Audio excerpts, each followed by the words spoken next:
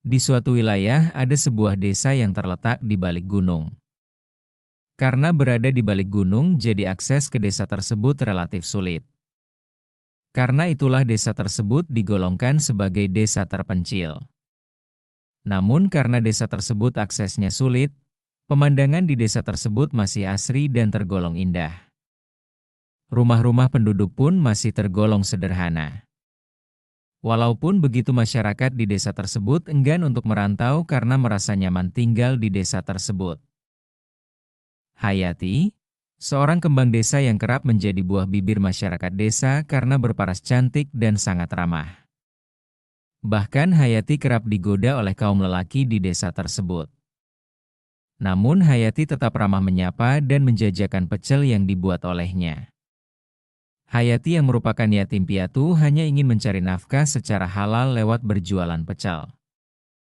Tak jarang juga banyak ibu-ibu yang cemburu dengan kehadiran Hayati karena Hayati kerap menjadi perhatian para suami mereka. Pak Pur yang merupakan seorang lurah yang sudah menjabat selama lebih dari 7 tahun.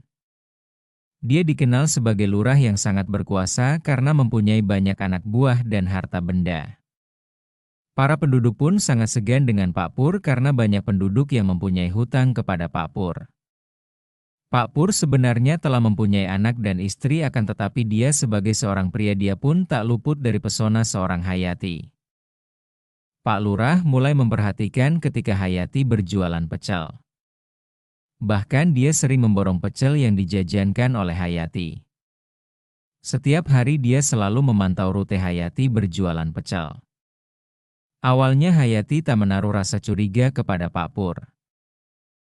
Setelah berhari-hari merencanakan niat jahatnya Pak Pur yang dibantu anak buahnya di balik layar nekat melancarkan aksinya. Pada hari itu Hayati dipaksa menuruti keinginan Pak Lurah.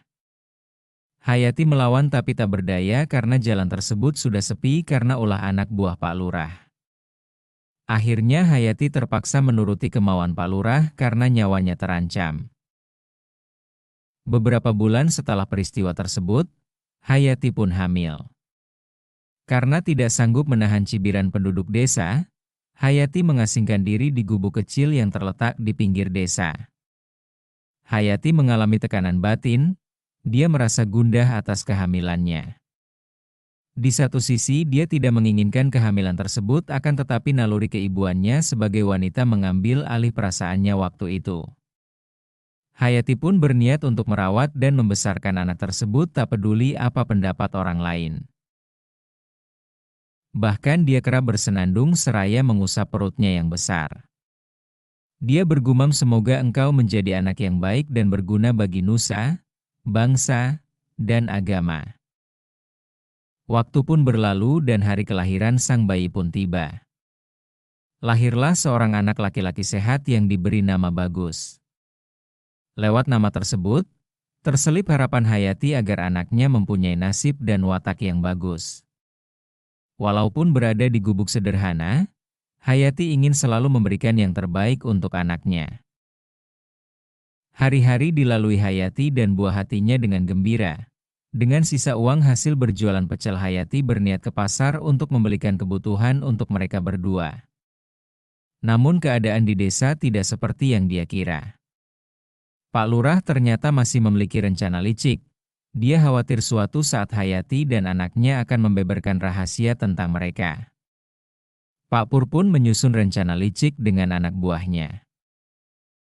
Dia memfitnah dan mempengaruhi penduduk desa bahwa Hayati tidak akan bisa merawat anaknya dengan layak karena Hayati menderita tekanan batin dan sudah tidak berjualan seperti biasanya.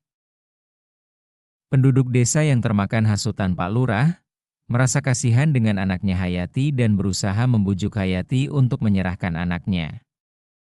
Hayati yang marah karena akan dipisahkan dengan anaknya mencaci maki penduduk desa. Penduduk desa semakin percaya bahwa Hayati menderita tekanan batin dan dengan paksa merebut Bagus dari pelukan Hayati. Tak sampai di situ, Hayati yang mengamuk diusir paksa oleh warga dan anak buah Pak Lurah. Sebelum dipaksa pergi, Hayati mengutuk semua penduduk desa bahwa mereka akan mengalami perasaan yang Hayati rasakan, yaitu dipisahkan dengan anaknya. Hayati yang tenggelam oleh kesedihan dan amarah memutuskan untuk mengakhiri hidupnya dengan cara menenggelamkan diri ke sungai di pinggir desa. Hayati pun tewas membawa amarah dan dendam kepada seluruh penduduk desa tersebut.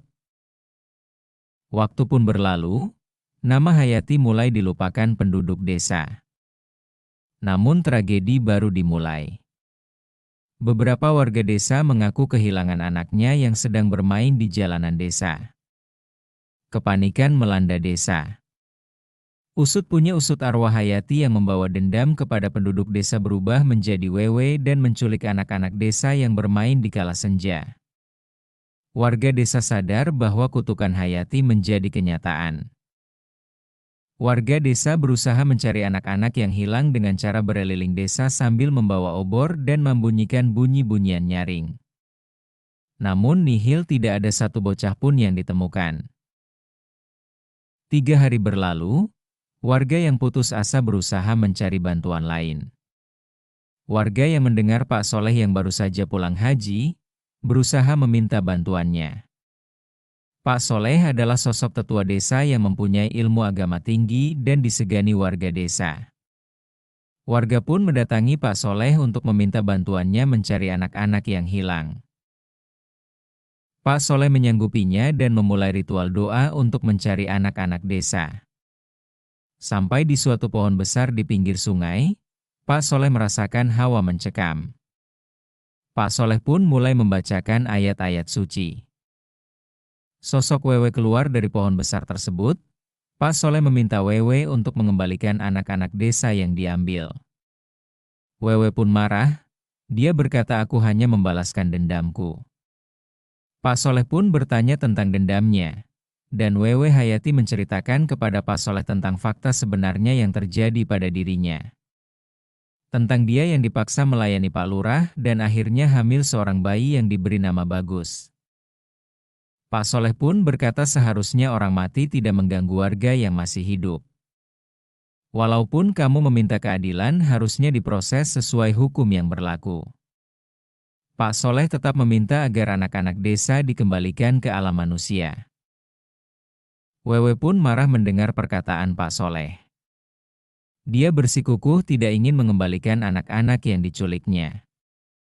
Pak Soleh pun membacakan ayat-ayat suci lagi dan tubuh sang Wewe mulai terbakar. Lantunan ayat-ayat suci yang dibacakan Pak Soleh membakar habis tubuh sang Wewe. Akan tetapi sebelum tubuh Wewe menghilang sepenuhnya, Pak Soleh berjanji akan merawat Bagus seperti anaknya sendiri dan mengusut secara hukum kejadian yang menimpa Hayati. Setelah Wewe musnah, tiba-tiba di batang pohon besar muncullah sebuah lubang mistis. Dari lubang tersebut keluarlah bocah-bocah desa yang diculik oleh Wewe. Bocah-bocah tersebut kembali dalam keadaan sehat, namun beberapa di antara mereka mengalami trauma dan luka ringan juga kelaparan. Pak Soleh dan seluruh warga desa bersyukur, mereka sangat berbahagia melihat anak-anak yang hilang bisa kembali. Setelah kejadian, Pak Pur bersama anak buahnya diringkus oleh polisi atas kejahatan-kejahatan yang dilakukannya. Dia bahkan dilaporkan telah mengkorupsi dana desa dari pemerintah pusat. Karena itulah selama bertahun-tahun desa tersebut tidak menjadi desa yang maju dan tetap terpencil walaupun banyak mempunyai potensi-potensi yang besar. Di sisi lain, Pak Soleh pun merawat Bagus dan memberinya pendidikan yang layak. Pendidikan agama dan moral selalu ditekankan Pak Soleh kepada Bagus agar saat dewasa dia menjadi pria yang mempunyai budi pekerti yang baik. Setelah dirasa cukup umur, Pak Soleh menceritakan kejadian yang menimpa Hayati dan berkata bahwa Hayati merupakan ibunya. Bagus pun tumbuh menjadi sosok pria yang baik dan memegang teguh agamanya. Karena penduduk desa sudah mengenal sosok Bagus, dia dipercaya dan dipilih penduduk desa sebagai lurah. Setiap ada waktu, Bagus selalu berdoa di pinggir sungai tempat Hayati bunuh diri, mendoakan agar arwahnya selalu tenang di sana.